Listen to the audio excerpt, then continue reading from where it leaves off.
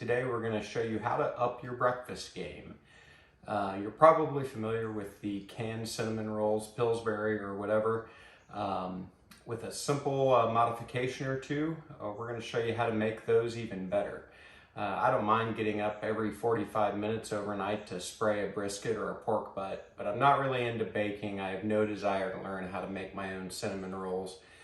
So using this technique, you can really take those canned cinnamon rolls and make them even better. So hope you enjoy it, and we're going to get started. Okay, so here we go. We're going to put this together. So I've got a cast iron skillet here. I think this is a 12-inch, good size one.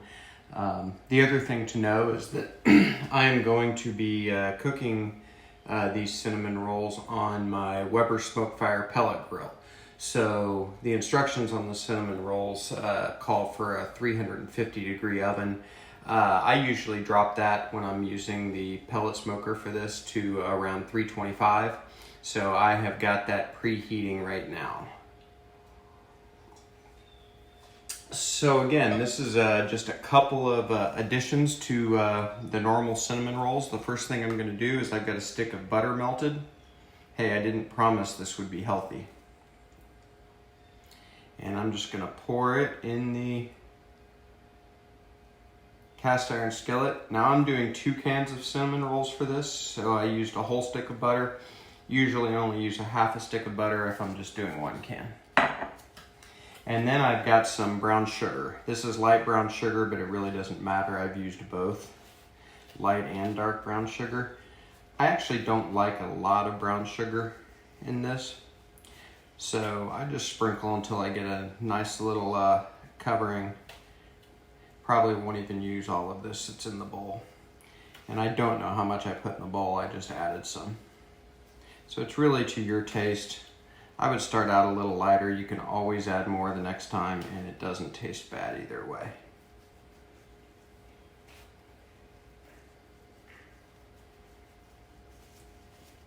And that is good for today.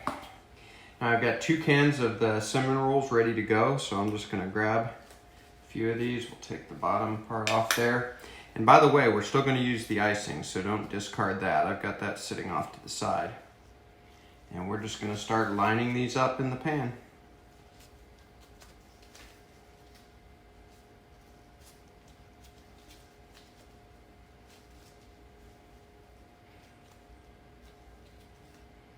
I've used a baking dish for this. I've used a metal cake pan before. I've used cast iron before, so you can do about anything you want.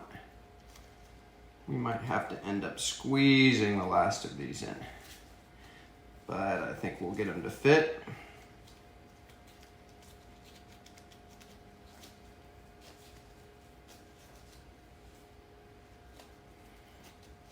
And these are the rolled up pinwheel style cinnamon rolls. I've used about every kind though. They all work and work well. So there we go.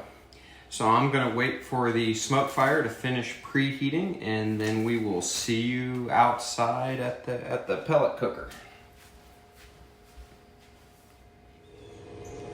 Okay, the cooker's up to temp, so I'm gonna throw these cinnamon rolls on. One thing I always am careful of is I don't want to put these directly over the firebox, which in this cooker is right dead center. So I usually put them off to the left, put things like this off to the left.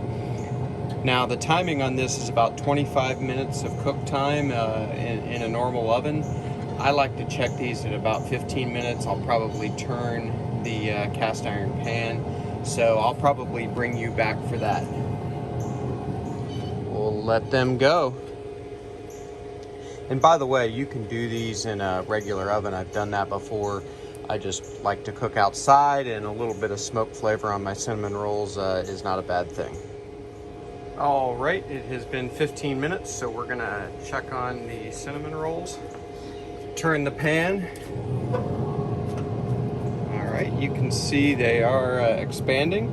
looking pretty good. So I'm gonna flip this pan around again just to get an even cook, since the fire pot's in the middle, I want to change the side that's closest to the fire pot. So we will check on these again in probably 10 minutes.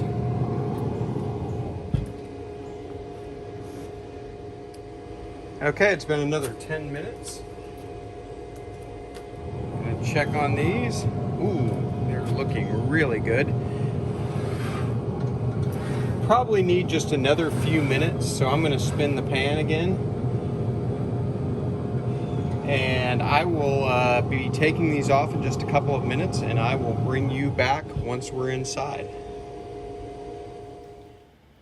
All right, everybody, we are back. I ended up leaving them on about another 10 minutes, so it was about 35 minutes total. And so now we got to get them out of the pan. This can be the tricky part.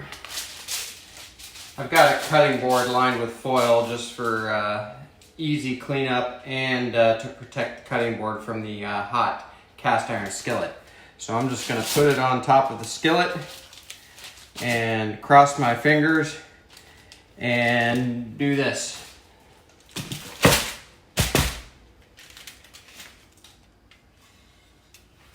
There we go. That actually worked out pretty well.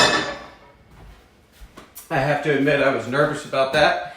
You know I don't edit any content, so I could have spilled that everywhere and it would have been all over the internet. So remember I said don't throw away the icing. You definitely want to use it. So I'm just drizzling it on. Hey, remember I said I'm not here to help you lose weight. That's a different channel. So if that's what you're after, you probably want to use the search bar up top. So I'm going to let them cool a minute and then we will do our taste.